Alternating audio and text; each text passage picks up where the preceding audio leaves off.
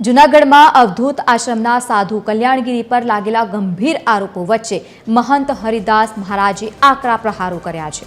હરિદાસજીએ જણાવ્યું છે કે સાધુએ લાખો રૂપિયા સગેવગે કરી અને સમગ્ર સાધુ સમાજને લાંછન લગાડ્યું છે। તેમણે પણ સવાલ ઉઠાવ્યો છે કે સાધુને સાયબર ફ્રોડના પૈસાની શું જરૂર છે। ગિરનાર અન્ય સંતોના મૌન અને સાધુ સમાજમાં ચાલતા આ પરિવારવાદ પર તેમણે એક વૈધક ટિપ્પણી કરી હતી। અંતમાં તેમણે અખાડા પરિષદ દ્વારા કલ્યાણગીરીનો બહિષ્કાર કરવા માટેની પણ ઉગ્ર માંગ કરી છે।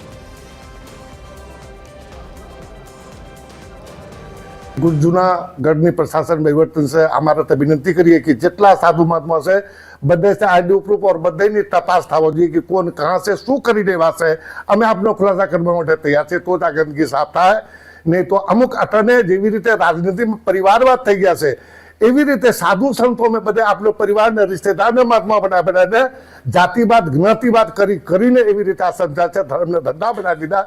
एवी रीते शू बात करवा अटने तो देश ने बदनाम करी देता छे साहब।